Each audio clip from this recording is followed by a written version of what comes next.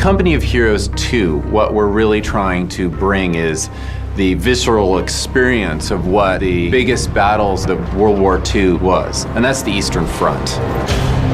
The Eastern Front was massive in scale, it was brutal, and it provides so much relevance to give each segment of the game that you play its own meaning.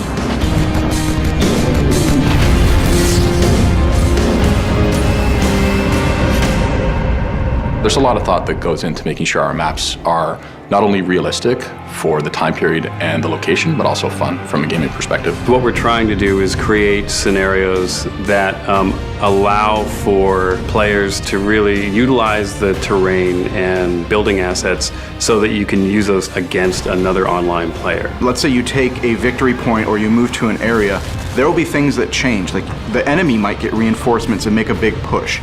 You might get certain reinforcements by losing a point.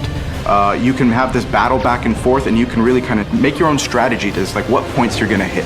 Are you gonna like go for the deep VP so you can do some territory control, or are you just gonna play a little bit slower of a game? I think the real depth in multiplayer is the commander types. Each one has a different set of abilities that can be used, and each of those sets of abilities has strengths and weaknesses depending on where you're playing or what you're matched up against. So you can really tailor your play style based on what type of play you like. When I first started playing multiplayer, when I started working here, I was just getting greased. The guys from our team, there's a lot of guys on our team that actually like gather for lunch and watch the guys play it. We actually had a demo map that we played on a while back that had this nice pond with a victory point in the middle of it, so everyone's fighting over that. They're coming across the river, hit the mines, boom, they go into the water, and they gotta re-tech. There's nothing worse than going across the river, you hit mines, your tank sinks, and you lose it in one fell swoop. If a tank hits the field and you don't have something to counter that, the game isn't over. And in a lot of other games, if you don't have that hard counter available, you're done, you might as well quit and start over. With us, we want to make sure there's a bit of give with that comeback mechanic to allow people the chance to come back and continue fighting.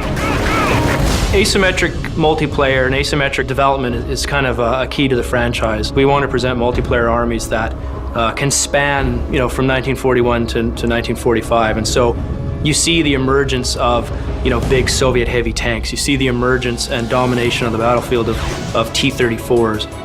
Stalin's famous quote, which is "quantity has a quality all of its own," really reflects the feeling of the Soviet army that we have in Company of Heroes 2. They're a little bit more ragtag, their structures look like they've been sort of thrown together, and they're a little bit more on the seat of their pants in terms of how they approach things. The Germans in Company of Heroes 2, they're at the end of their rope. They're an advanced faction, their vehicles are technologically very advanced for the time, however, they've been at war for years, so the Germans are more defensive. Another new thing that we've added to Company of Heroes 2 is this idea of progressing. And a big part of that is allowing players to unlock content that really gives them the opportunity to customize their armies.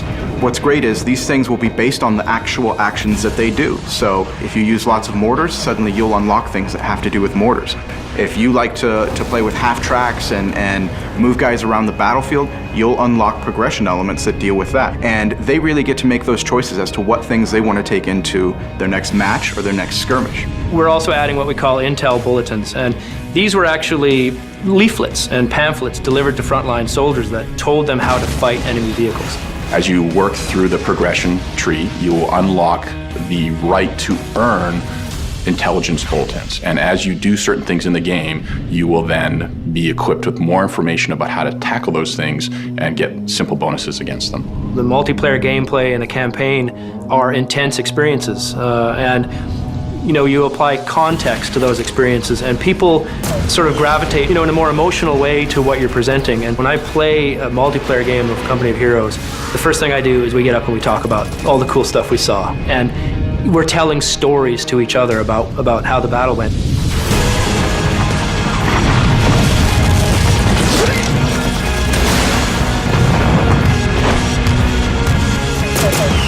We're all really passionate about the subject matter and really passionate about the work that we put into the game, so I think it's really going to show when people play it.